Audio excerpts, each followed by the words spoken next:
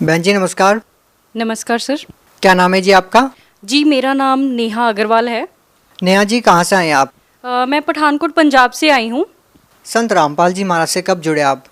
जी मैं संत रामपाल जी महाराज से 17 अप्रैल 2013 में जुड़ी थी। संत रामपाल जी महाराज से नाम दीक्षा लेने से पहले आप क्या भक्ति साधना करते थे? सर संत रामपाल जी महाराज से जुड़ने से पहले हम अन्य देवी देवताओं की भक्ति करते थे।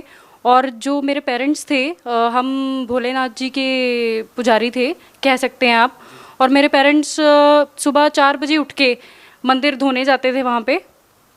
और यही हम सारी देवी देवताओं को पूछते थे, गुरुद्वारा जाते थे और जो भी रिलीजियस प्लेसेस है हम वहाँ सब पे जाते थे। आप इतनी सारी परेशानियों से गुजर रहे थे, आपका परिवार इतने दुखों से घिरा हुआ था, तो फिर आपको संत रामपाल जी महाराज के बारे में कैसे पता चला? जी संत रामपाल जी महाराज के बारे में मेरे फादर गए थे, कुरुक्षेत्र मेला था वहाँ पे। तो वहाँ पे उनको कुछ बच्चे सेवा कर रहे थे ज्ञान गंगा पुस्तक की। तो वहाँ से उनको ज्ञान गंगा पुस्तक मिली थी और घर ले जाके मेरे फादर ने ज्ञान गंगा पुस्तक पढ़ी। और उसमें जो जो लिखा था उन्होंने ग्रंथों से मैच किया कि ये कैसे, मतलब जो भी लिखा है, पहले तो वो बड़े अमेज्ड हुए बातें पढ़ के कि लिखा क्या क्या हुआ है, जो कि हमारे ग्रंथों में लिखा है। गुरु नानक देव जी ने रहस्य बताया है कि वो परमात्मा कौन है जो उनको मिले थे, जो उनको बेई नदी पे मिले थे। और जो भी परमात्मा के बारे में ग्रंथों में वर्णन किया हुआ है वो सारा, तो मेरे फादर ने सारा कुछ मैच किया और उन्होंने नामदान ले लिया। आप भक्ति कर ही रहे थे पहले, तो फिर आपने संत रामपाल जी महाराज से नाम दीक्षा क्यों ली? सर ठीक है, हम भक्ति कर ही रहे थे पहले। और वैसे तो अकॉर्डिंग टू मी मेरा ऐसा कुछ नहीं था कि मैं कभी अपनी लाइफ में गुरु बनाऊंगी। क्योंकि मुझे ऐसा लगता था कि वो भी तो हमारे जैसे इंसान ही होते हैं, वो भी एक नॉर्मल पर्सन ही है, उनमें ऐसा क्या खास है। मुझे ऐसा लगता था कि मेरे फादर जो हैं, क्योंकि सबसे पहले मेरे फादर जुड़े थे संत रामपाल जी महाराज से और उन्होंने नाम दीक्षा ली थी 2008 और 9 में आई गेस। उनको ज्ञान गंगा पुस्तक मिली थी, कुरुक्षेत्र मेले में वो गए थे। तो उस दौरान उन्होंने ज्ञान समझा और उन्होंने नाम दीक्षा ली। बट जब वो घर पे आते थे हमें बताते थे, हमें कुछ नहीं पता लगता था। और मेरा इस चीज़ में बिल्कुल भी इंटरेस्ट नहीं था कि मैं ऐसे साधारण इंसान को, तो ऐसा कुछ नहीं था। नहीं, आप ऐसा क्यों मानते थे कि संत रामपाल जी महाराज साधारण इंसान हैं? आपके क्या थॉट्स थे उस टाइम पर? देखिए मुझे ऐसा लगता था कि इंडिया में इतने सारे गुरु हैं, ठीक है, तो वैसे ही संत रामपाल जी महाराज है, वो भी एक नॉर्मल इंसान है। तो मुझे तो ऐसे ही लगता था, मुझे उनमें कुछ खास नहीं लगा। क्योंकि ना ही मैंने उनका ज्ञान कभी सुना था, ना ही मैंने उनको देखा था कभी, ना ही मैंने उनके बारे में कोई नेम सुना था, ठीक है। तो आपको संत रामपाल जी महाराज खास नहीं लगे, इसीलिए आप संत रामपाल जी महाराज को एक आम इंसान मानते थे। आपको संत रामपाल जी महाराज खास कब लगे? जी मुझे संत रामपाल जी महाराज खास तब लगे, उसमें एक लंबी स्टोरी है। जो कि हमारा घर इतना बर्बाद हो चुका था, हमारा घर इतना बर्बाद हो चुका था कि मैं आपको बता नहीं सकती। हाँ, इट वाज 2008 कि मेरे फादर जो थे उनके कोई फ्रेंड थे, ठीक है, वो आपस में बिजनेस डीलिंग करते थे। तो जिस दौरान क्या होता था कि हमने उनको सैलरी पे रखा हुआ था, मेरे फादर ने उनको सैलरी पे रखा हुआ था कि आप सारा हमारे ऑफिस का देखेंगे। तो ठीक है, वो काफ़ी अच्छा चलता रहा। बट एक मोमेंट ऐसा आया कि उन्होंने मेरे फादर को चीट किया एंड उसी दौरान उन्होंने उन पे ब्लैक मैजिक किया। और उस दौरान क्या हुआ, मेरे फादर थोड़े अंडर डिप्रेशन आ गए और वो घर से चले गए। और ये सिलसिला 6 साल तक चला। ये मतलब हमने इतने दुख देखे इन 6 सालों में, इतने फाइनेंशियल क्राइसिस हमारे ऊपर आए हैं। और जो भी हमारी इन्वेस्टमेंट थी, हमारा टोटल बिजनेस लॉस हो चुका था। और इस दौरान मेरे फादर बहुत ही अंडर डिप्रेशन हो गए थे। और जो भी हमारी इन्वेस्टमेंट्स थी, हमारे पास गोल्ड था, वो भी हमने सेल आउट कर दिया। हमारे पास जो भी गाड़ियाँ वगैरह जो भी था हमारा, हम सब ग्राउंड लेवल पे आ गए थे, हम पूरी तरह से बर्बाद हो गए थे। तो जब संत रामपाल जी महाराज का मैंने नामदान लिया था, तो मैंने नामदान लिया, मेरे फादर ने ही हमें घर पे आके बताया था। पहले तो हम मानते नहीं थे। आप ये बताइए, संत रामपाल जी महाराज से नाम दीक्षा लेने वाले हर श्रद्धालु को कुछ न कुछ लाभ जरूर होते हैं। आपका परिवार जब इतनी सारी परेशानियों से गुजर रहा था, इतनी सारी फाइनेंशियल प्रॉब्लम आपको थी, तो उन परेशानियों से आपको कैसे छुटकारा मिला? सर, जब हमने नामदान लिया और हमें नहीं पता क्या हुआ, क्या क्या था, बस हमने सिर्फ भक्ति की। जो संत रामपाल जी महाराज ने हमें मंत्र दिए, हमने सिर्फ वो सच्चे दिल से वो मंत्र जाप किए और हमारी मुसीबतें डे बाय डे कम होती गई। नेहा जी, क्या करते हैं आप?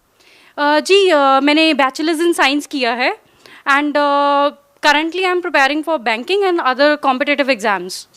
देखिए, आप एजुकेटेड हैं। क्या आप मानते हैं कि आज के इस आधुनिक युग में, कंप्यूटर के युग में, क्या इस ज़माने में आप विश्वास करेंगे इन बातों पे कि किसी संत के आशीर्वाद देने से या किसी संत की किताब पढ़ने से कोई बीमारी दूर हो सकती है या कोई नशा छोड़ सकता है? जी, पहले तो नहीं था, पर जैसे ही संत रामपाल जी महाराज से मैंने नाम दीक्षा ली है, तब से मेरे को दृढ़ विश्वास हो गया है कि पृथ्वी पे अगर संत हैं तो वो संत रामपाल जी महाराज हैं, और अगर किसी भी प्रॉब्लम का सॉल्यूशन कोई कर सकता है तो वो संत रामपाल जी महाराज ही कर सकते हैं और कोई नहीं कर सकता, whether it is related to your health और एनीथिंग एल्स। नेहा जी, यदि संख्या के आधार पर किसी संत की पहचान हो तो शायद हिंदुस्तान में ऐसे बहुत सारे संत हैं जिनके लाखों की संख्या में फॉलोअर्स हैं। आप संत रामपाल जी महाराज को कहाँ पाते हैं? जी नहीं, बिल्कुल भी नहीं। अगर हम कहें कि किसी के फॉलोअर्स बहुत ज़्यादा हैं और वही सही हो सकता है, ऐसा नहीं हो सकता। बिकॉज हमें राइट पाथ फॉलो करना है, हमें ये नहीं देखना है कि क्राउड कहाँ पे है। ठीक है, we don't have to follow the crowd, we have to follow the right path and which is shown by Sant Rampal जी महाराज। नेहा जी, हम देखते हैं कि बहुत सारे ऐसे संत हैं जो कहते हैं कि पाप कर्म नहीं करते, पाप कर्म तो भोगने से ही समाप्त होते हैं, जबकि संत रामपाल जी महाराज जी अपने सत्संग प्रवचनों में कहते हैं कि पाप कर्म कर सकते हैं। दो संतों की बातों में विरोधाभास क्यों है? सर देखिए, जो संत कहते हैं कि साधना से पाप कर्म नहीं कट सकते, इसका मतलब ये है कि उनके पास सच्ची भक्ति नहीं है, इसलिए उनकी थिंकिंग ऐसी है। क्योंकि हमारे गुरु संत रामपाल जी महाराज ने तो ये कहा है कि सच्ची साधना से पाप कर्म कट सकते हैं। किस आधार पर संत रामपाल जी महाराज कह रहे हैं कि भक्ति करने से पाप कर्म कट जाते हैं? सर, संत रामपाल जी महाराज ने वेद और शास्त्र खोल खोल के दिखा रहे हैं वो सबको। गीता, कुरान, बाइबल, गुरु ग्रंथ साहिब सब में प्रमाण दे रहे हैं कि वो परमात्मा कौन है जिसने 6 दिन में सृष्टि रची और 7वें दिन जाके तख्त पे जा विराजे। मेरा प्रश्न इन धर्मगुरुओं से ये है, नकली धर्मगुरुओं से ये है कि वो कहते थे कि आपके पाप कर्म है, ये जो आपको दुख है ये आपके पाप कर्म है जो आपने किए हैं, ये तो कभी कट ही नहीं सकते। तो अब संत रामपाल जी महाराज से जब से मैंने नाम दीक्षा ली है तब कैसे कट गए, बताइए मुझे, कैसे कट गए? मेरा मानना ये है कि अगर हम शास्त्र अनुसार भक्ति करेंगे तो हमारे सारे पाप कर्म कट सकते हैं। आप भगत समाज को क्या संदेश देना चाहते हैं? जी, मैं भगत समाज को यही संदेश देना चाहती हूँ कि आप संत रामपाल जी महाराज के ज्ञान को समझें, उनको एक बार सुनिए ज़रूर, उनका सत्संग ज़रूर सुनिए।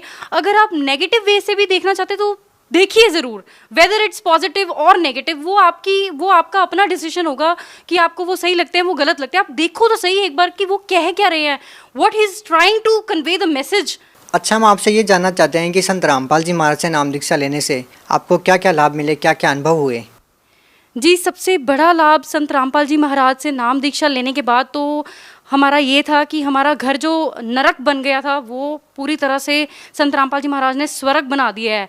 आज की डेट में हमारे घर में पूरी शांति है, हर तरीके के लाभ परमात्मा ने हमें दिए हैं, वेदर इट इज़ इकोनॉमिकली और हेल्थ इश्यूज़ हो, कोई भी हो।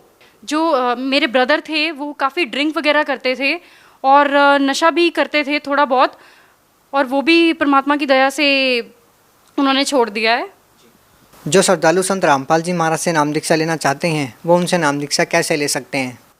जी, जैसे कि साधना चैनल पे जो सत्संग आ रहा है इसके नीचे एक पीली पट्टी आ रही है, इसके ऊपर फ़ोन नंबर्स दिए गए हैं एंड आप ज्ञान गंगा बुक ऑर्डर कर सकते हो और जीने की राह ऑर्डर कर सकते हो। आप पहले उस पुस्तक को पढ़िए, ज्ञान समझिए संत रामपाल जी महाराज कहना क्या चाह रहे हैं तो फिर आप उसके बाद सब कुछ सोच समझ के संत रामपाल जी महाराज की शरण में आइए और अपने दुखों का निवारण करिए। जी धन्यवाद।